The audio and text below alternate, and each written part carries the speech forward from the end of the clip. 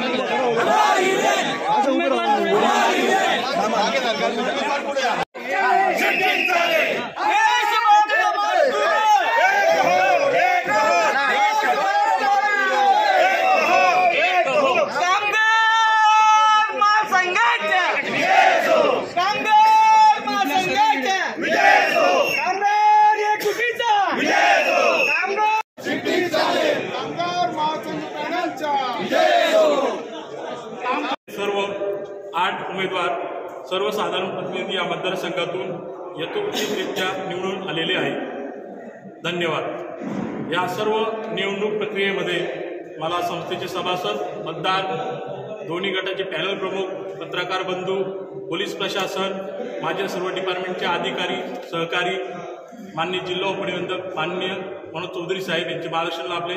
मी सर्वांचा ऋणी आहे। धन्यवाद। बोला। कामगार महासंघ म्हणून सातत्याने 50 वर्षापासून कामगार महासंघ काम करत आहे आणि कामगार महासंघाच्या आधिपत्याखाली काम करत असलेली बिजली पतसंस्था 37 वर्षापासून सातत्याने बिनविरोध होत होती, परंतु एक अपवाद झाला आणि आमच्या बिजली पतसंस्थेमध्ये इलेक्शन लागलं। इलेक्शन लागल्यामुळे आम्ही कोणावरही आरोप दोषारोप ठेवले नाहीत।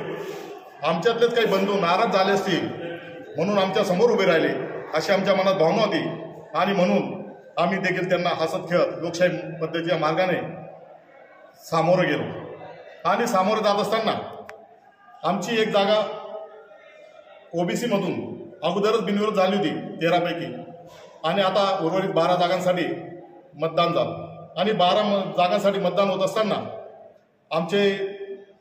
मी पॅनल प्रमुख म्हणून काम करत होतो आणि आमचे प्रचार प्रमुख म्हणून श्री बुधा बोरसे तसेच आमचे सर्व सभासद बंधू आणि कार्यकर्ते जोमाने काम करत होते।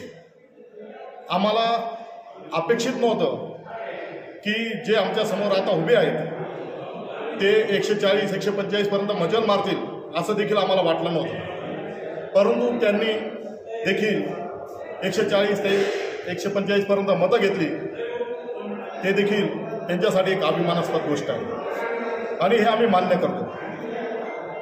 जरी साधारणतः आम्ही 200 ते 250 मतांच्या लिंडी निवडलेलो असलो तरी आम्हाला आत्मपरीक्षण करावं लागेल की आम्ही 140-150 मतं आमच्यापासून कशी गेली आणि आमचा सभासद का दुरावला हे देखील आम्हाला भविष्यात विचार करावा लागेल आणि आमचा सभासद पुन्हा दुरावणार नाही.